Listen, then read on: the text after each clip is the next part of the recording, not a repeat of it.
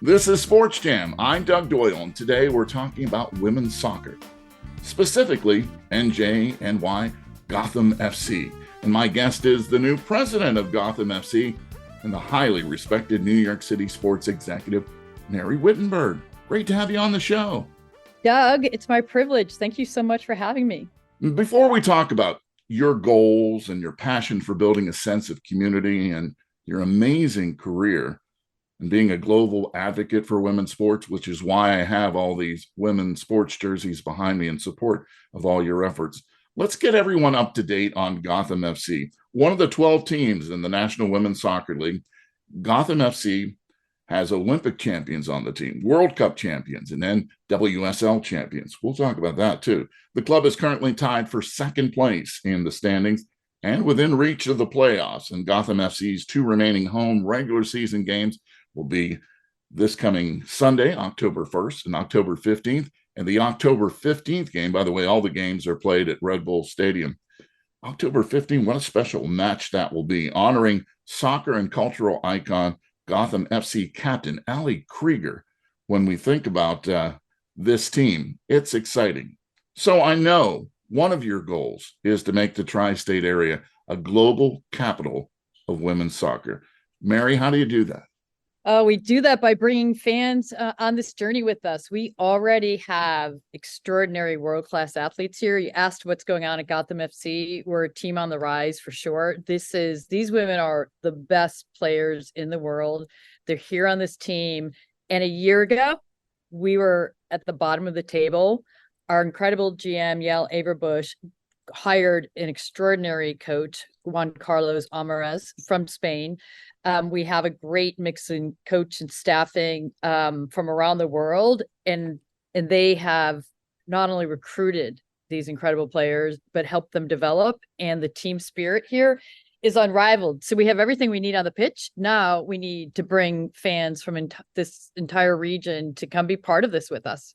You've done this before where you had a sport and you've created magic. And once again, I keep saying we'll talk about it. We'll talk about being a part of the Roadrunners and making the New York City Marathon what it is today. But let's talk about Gotham's FC roster. Wow. Defender Ali Krieger, as we've already mentioned, a soccer icon, two-time World Cup champion, leader for women's equality and LGBTQ plus rights. What has it meant to Gotham FC to have Ali Krieger as its captain? Well, Ali's bigger than the game. She has made an extraordinary difference. I've been on the road with the team since I started in early August. So I've been to 4 away games. Not only is she loved here, as you would expect at Gotham FC, but in North Carolina, in NDC, in San Diego, in all these other markets. You can't believe the number of people and young people who come out to honor Ali, and every time with lumps in their throat and deep meaning, they say she's really made a difference for them. This will be my final and last year playing professional soccer. And I'm so excited to celebrate with my friends, my family, my teammates, coaching staff, and just everyone, most importantly, the fans over the years. So for us to have Ali Krieger as our captain, we have a woman of incredible, not only skill and speed, which, by the way, she's so fast and so talented. It's kind of amazing to watch. Very amazing to watch, but she's a woman of integrity and a woman who was ahead of her time by really authentically living as she is and sharing with the world who she is in a way that would help make space for other people. So it's massive for the team, and we're just the lucky ones in this whole entire league who have her on their team. And when Mary Wittenberg talks about speed, she knows about it because as a marathon runner, she knows about speed and endurance and everything like that. Can you talk about how you got connected with soccer? Because I know some of your best memories, I understand, are with being with friends and watching the FIFA Women's World Cup action. Yes. Well, first, my marathon running was about a snail's pace compared to Ali's sprinting on the field, and our World Cup champion Esther Gonzalez is sprinting on the field, and American Lynn Williams sprinting on this field. So it's like talking about two different it's like being in the fast lane and in the walking lane. I'm in the walking lane, but I love running and I love sport as a way to bring people together. So that's how I've spent most of my career, working in running and cycling. People would best know here locally, growing the New York City Marathon and New York Roadrunners to be a year-round community where everybody felt welcome to come and participate as both a runner of any pace as well as a fan. And so the similarity is to take that same welcoming spirit, that same idea of invitation to the same market, which is uniquely New York and New Jersey, and welcome everybody to be part of this journey with Gotham and come be part of it. So that's how they come together. The World Cup has loomed large in my life, as it has for many people, as an early introduction to these extraordinary athletes, and in yet another, like the Super Bowl, like the marathon, like the moments when we come together with friends and family and follow sports that we might not follow every day or every year. That's what the World Cup has meant to a lot of people and means to me. And I've always wanted the chance to go really deep in soccer, because I think women's soccer really leads women's sports and is critical to the global revolution that we're in the midst of in women's sports, really changing the game on the pitch and well beyond, in terms of women truly achieving equality. Yeah, equality is a big thing when we hear about soccer, because if it wasn't for the success, I don't know if that equality would have been reached when it comes to equal pay, right? You have to have success on the field to have power behind you.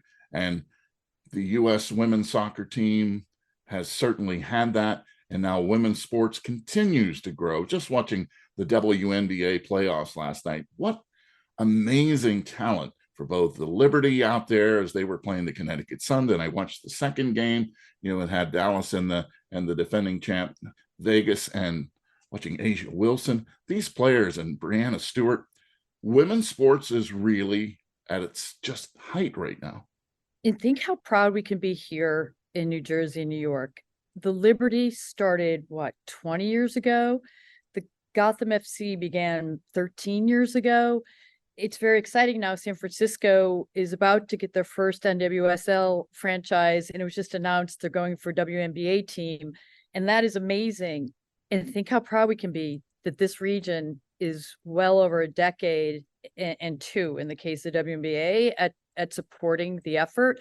And it's been a long build. And I think we'd be extra proud that we've been part of this region, and these fans and these owners and these partners have all been a part of reaching this tipping point that we're clearly reaching. And the Liberty are a great example, and Gotham are a great example. And by the way, I think we are the two local teams. They are definitely in the thick of the playoffs with Liberty. Great win last night. And we are very close here. So we can all be proud. And to your point on the fight for equality, it is amazing that as women, we've had to be successful without a lot of advantages to getting there, but with a real drive to be successful, to be able to champion equality. And I'm so excited. I'm here today at Red Bull Stadium because it's our home stadium. It is one of the most beautiful stadiums in the entire world. We're doing a meet and greet with our season ticket holders tonight. And I'm so deeply appreciative for every one of them, because they help us elevate these players. And every time I walk in the door here, I think we want our players to be paid at least what the men are paid. They are the best in the game and they deserve that. So that's what drives me every day. I'm here to bring in our fans and our partners, welcome everyone to be part of this, and really drive the overall value for these women. Because if we can show equality on the pitch, it once again makes a difference in all kinds of equality in life for women. I think it's also important to stress that, yes, young girls are watching Gotham FC and saying, I'd like to be the next Ali Krieger. But young boys are also watching now too, because they realize that this sport is worldwide and they understand the talent. Now, I can't go toe to toe with soccer players and talk about, the specifics of the game on the pitch. But when we talk about success and we talk about rising, to different levels, the National Women's Soccer League, NWSL, has a lot of momentum right now. So how do you see it evolving? Well, first, thank you. One of our ambitions is to be a North Star for young girls and boys throughout this region, to really show them what they can do on the pitch, and again, just in life, by going after big goals and getting there, trying to do their best. So that's very important to us. This league, we are scratching the surface. We have we already have the best players in the world. That's a unique place to be as a league that's still in the early days. Where we're very early is on the commercial side. The opportunity for brands, and there are a number of great brands. Like, we're lucky to work with CarMax, Diageo. I mean, these are world-class brands that actually identified us. CarMax 2 years ago looked at the market, and who did they choose? Liberty and Gotham FC. I think that's incredible foresight, but we are early days. So part of our job is, again, building the commercial proposition, because brands help tell the story, right? They market, they buy advertising, they help spread this story for us. And the NWSL is still very early days on the commercial side, in my mind. And most importantly, fans can come be part of this. Like, we are the builders, the staff at Gotham today. We're not the ones who want to come into something fully built and just get it to its next natural place. We want to make, we want to leapfrog. We want to make big steps in where we're going, and our fans get to be part of that. You're coming into something that a decade from now you can be really proud when people everywhere know Gotham FC and you were part of building it. So early days, and we welcome everyone to come be part of all this with us. Mary Wittenberg and others at Gotham FC understand it's about entertainment, and it's about building a brand. And I want you to talk a little bit about Common Ground. And Common Ground is an exciting partnership of music and women's soccer. The original content series, Common Ground, is produced in collaboration with Gotham FC, official Scotch whiskey partner Johnny Walker, and United Masters. I know you're excited about this. I love this. Well, Doug, I was excited to talk to you for many reasons. And you have that jazz voice, but you talk a lot about jazz in sport. We love, I think it's so important to marry music, sport, entertainment, everything about culture, especially here in our region, from food and fashion to, I really think music is sort of front and center. So we were thrilled when Johnny Walker wanted to do this series with us. So what we've done is, they're all artists in many ways. We've taken these world-class athletes with these incredible independent musicians, artists, mostly in this region, and they do this sit down and they talk about where they have common ground as athlete and artist. It's incredibly compelling. And what's happened, which wasn't planned in advance, is they've gone from this conversation together one-to-one. We're on the fifth athlete, fifth artist. They get paired together and they want to do more. So this upcoming weekend, the artist, Nomeni, is coming, and she's going to be our anthem singer. So incredible for us, because not only can people go to YouTube and follow it, but now, as part of entertainment in the stadium, which is where your question began, we have this incredible independent artist who's going to sing our national anthem and be part of the important pregame to a critical push for the playoff game on the pitch. I don't have to tell you this, but it was one of the reasons why I even started this podcast in 2008 was athletes want to be entertainers, or athletes want to be musicians. Musicians want to be athletes. And it's such, a synergy between the two that this is Common Ground is a perfect series to explain that. Years ago, when I had the wonderful saxophonist Jimmy Heath talking to the late great Monty Irvin, they talked about going to the jazz clubs with Ernie Banks in Chicago and fighting. Basically, during the show, they were fighting over who Sarah Vaughan really liked the most at the club. I mean, so they all want to be, they want to be something else. You would think that they would be satisfied with being a star in their world, but no, they admire and aspire to be others. So this Common Ground series is a great idea. Coming up on November 5th is the New York City Marathon, and I know we've already touched upon it. It's special to you. You were the first woman named president and CEO of the New York Road Runners Club, and the first woman race director in the world's major marathons, leading TCS New York City Marathon. So how proud are you that this race has become so big and, more importantly, means so much to people now?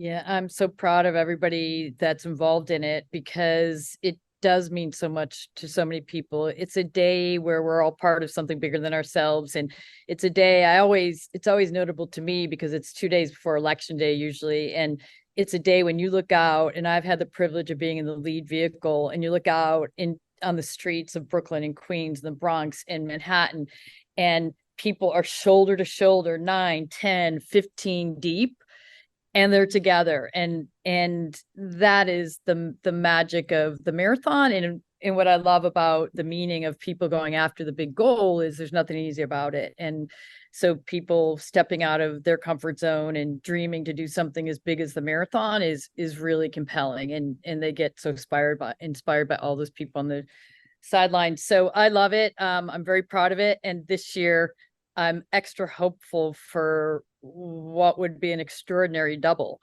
where marathon morning is November 5th. Not to put any pressure, but if we finish first or second in the table, we'll host a game that night or the night before. So wouldn't that be incredible? It would. And you know how big the marathon is? I was just speaking with Midori, the acclaimed violinist, the virtuoso. She has a concert at NJ on November 5th. And that's the first thing she mentioned to me. She says, that's marathon day. So she's well aware of the impact of that race in her life.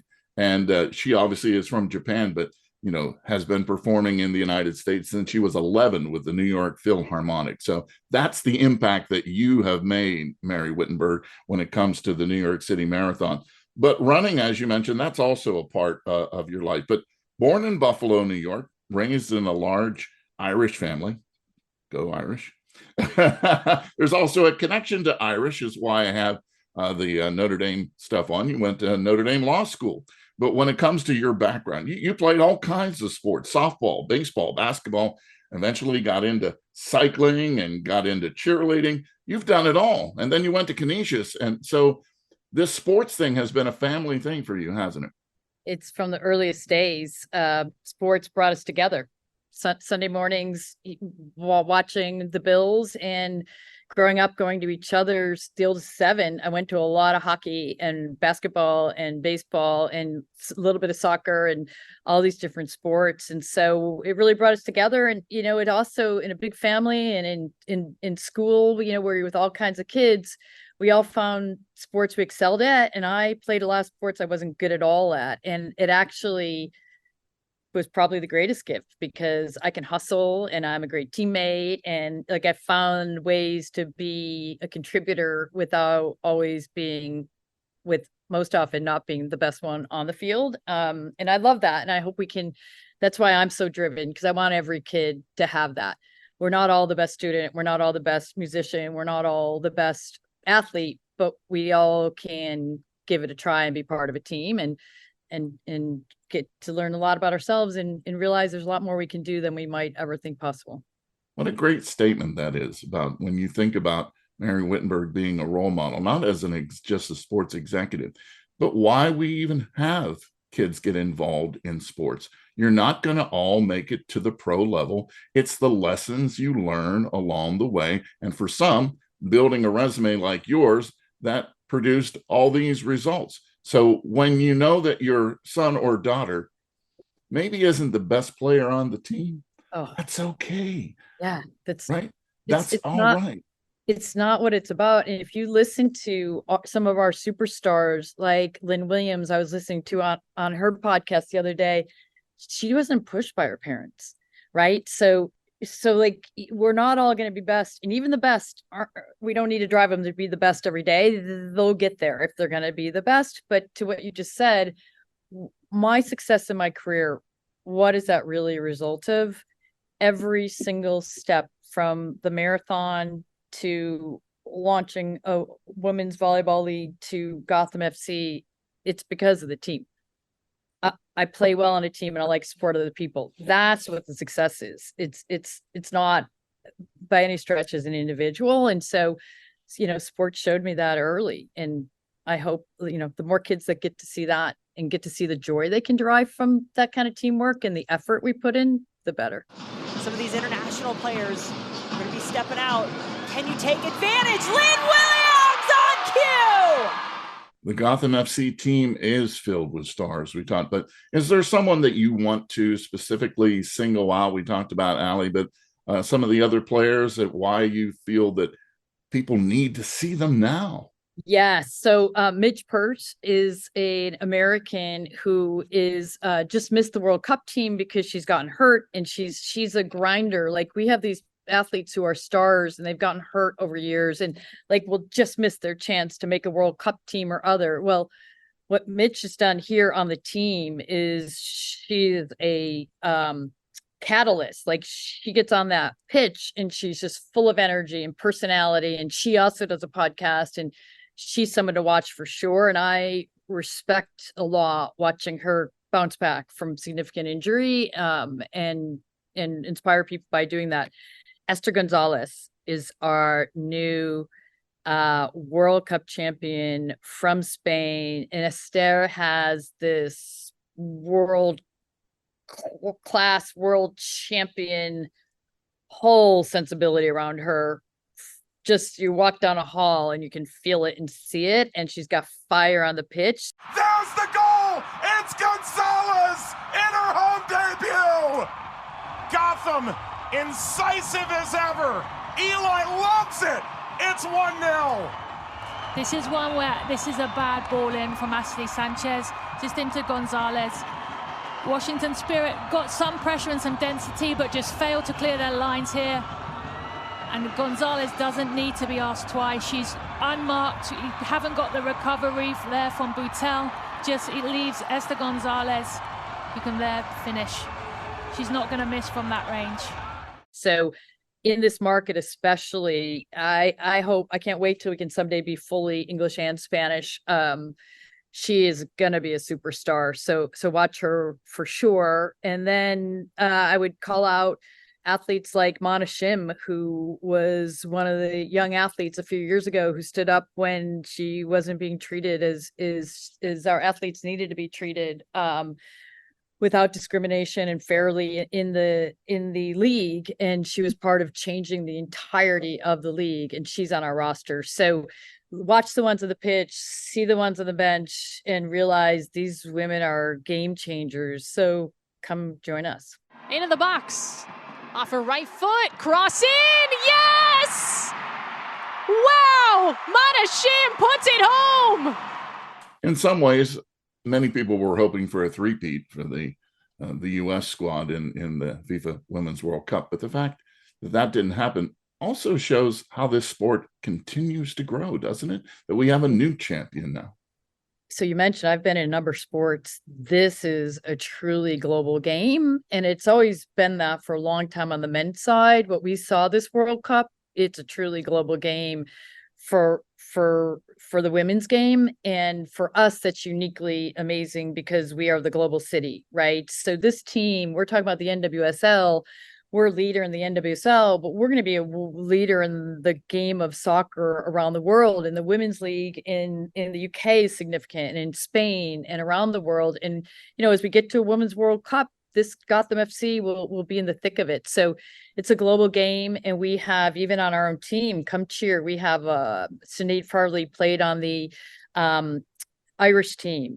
We have Berninha, who played on the Brazilian team. We have Ife, who played on the Nigerian team. So we have women who played on these global teams. And, you know, it was a statement of the power of the global game that the Americans didn't proceed to the championship this year. And that's okay.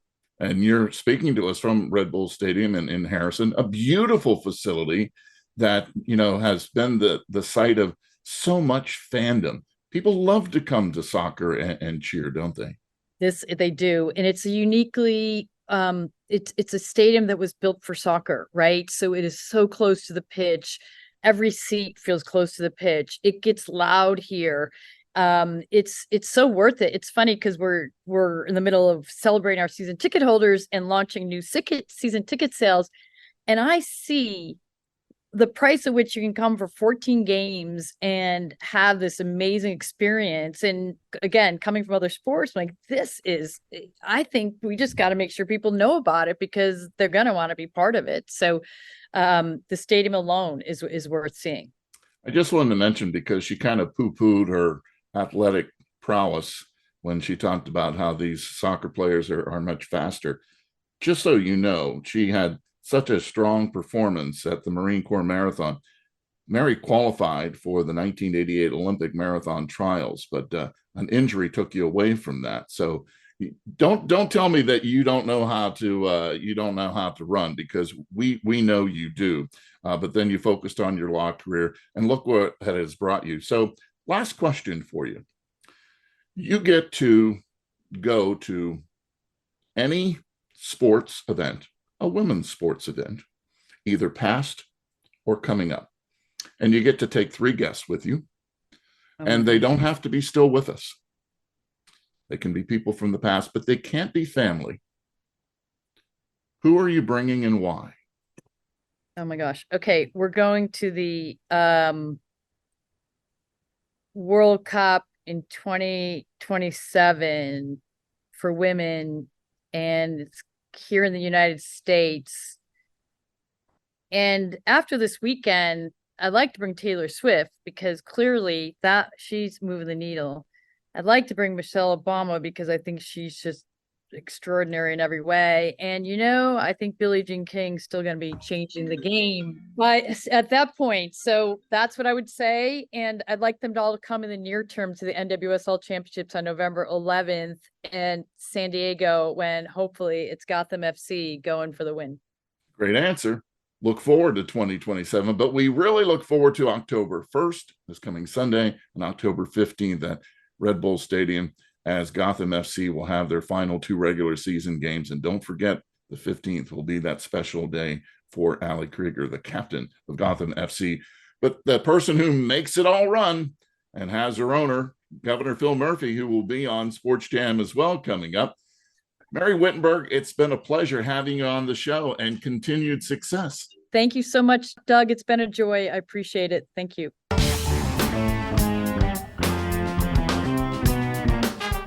SportsJam is a WBGO Studios production. You can hear all the past shows by going to wbgo.org/SportsJam or wbgo.org/studios.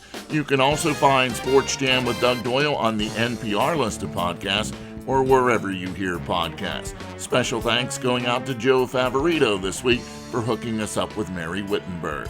Until our next SportsJam session, I'll see you at the game.